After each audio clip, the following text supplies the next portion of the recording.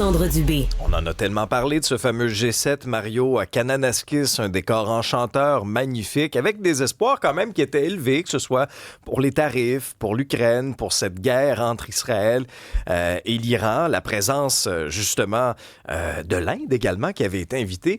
Quel est ton bilan, quelle est ta lecture là, de ce qui ressort de l'événement? Ben, ça n'a pas été le feu d'artifice de succès, je pense, que M. Carney espérait. Puis c'est pas à cause de la météo et de la beauté des lieux. Là. Toutes les images qui ont émané de là vont amener tous les gens, les citoyens des pays du G7 à vouloir être touristes au Canada. Là. C'était magnifique. Mais il y a eu une série de petites affaires. C'est ça, Trump qui est parti. En même temps, est-ce qu'on peut blâmer Mark Carney? Trump n'est pas gérable, on sait ça. Il y a eu quand même une gaffe un peu plus grosse sur l'Ukraine. Je ne sais pas si tu as vu les détails de ça. Le Canada est obligé comme de s'excuser. On avait accusé les États-Unis d'avoir voulu édulcorer là, une motion sur l'Ukraine. Ouais. Je crois que les Américains n'ont pas fait d'esclandre publique, mais qu'en privé, ils ont rappelé au bureau de M. Carney en disant « Hey, passez-nous pas ça sur le dos. » Donc là, le Canada est obligé de rétro-pédaler, mais de façon pas trop élégante, là, de dire « Non, c'est pas ça exactement, c'est pas ça qui s'est passé, on s'est mal compris. » Puis... Donc ça, hier, ça a un peu mis de l'ombre sur la fin de la journée, puis ça a conclu l'espèce de job de cette dernière journée du G7 où Trump a été au cœur de la discussion sans être là. T'sais, il est reparti lundi soir, mais il était encore au cœur de la discussion mardi, aussi absurde que ça puisse paraître.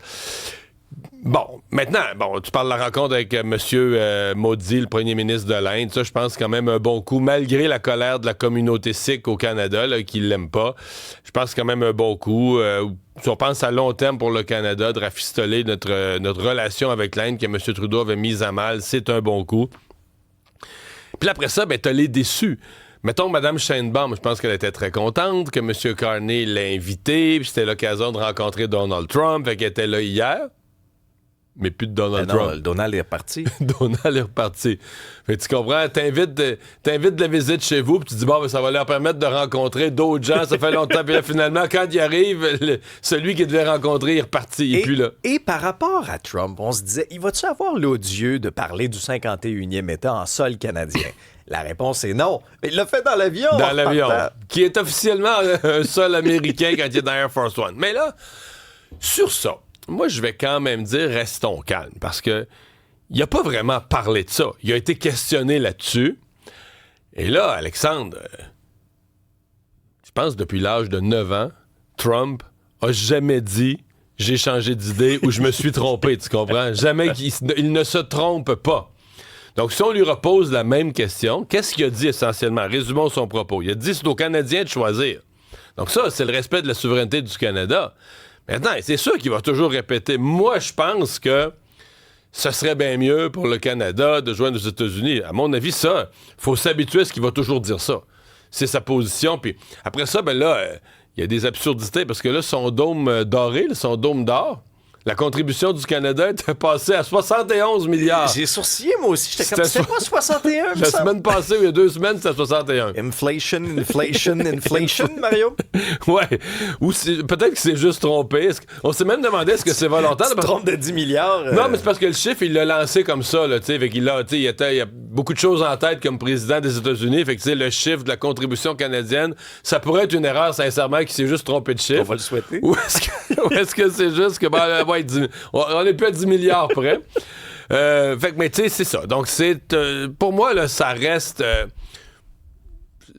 un succès, globalement, comme événement. Mark Carney s'est positionné. Je pense que tout le monde repart, là, la France, l'Allemagne, même Trump, là, tout le monde repart en disant, OK, il y a un adulte dans la pièce au Canada. Le Canada est redevenu un pays sérieux. Il y a cette gaffe avec l'Ukraine qui a mis un peu d'ombre au tableau. Il y a toutes les frasques de Donald Trump. Puis là, après ça, est-ce que t'aimes le bingo? Ça fait longtemps que j'ai pas joué au bingo. Dans mes activités, c'est pas dans le top 3. Bon. Parce que là, il va y avoir un enjeu de bingo. Ah oui? G6, G7, G8. C'est vrai, on a rendu compte. Bon, là, écrivez-nous pas pour dire G, c'est de 46 à 60. Je connais mon bingo. Mais, non, parce que Trump, il a dit que ça devrait être un G7. Oui. Là. Bon. Oui. Trump a dit que ça devrait être un G8. Avec on n'aurait jamais dû mettre dehors mon ami Vladimir, la Russie. Mais dans les faits, si vous lisez les analyses ce matin, puis dans le Globe and Mail, il y en a qui disent, là, arrêtez, là.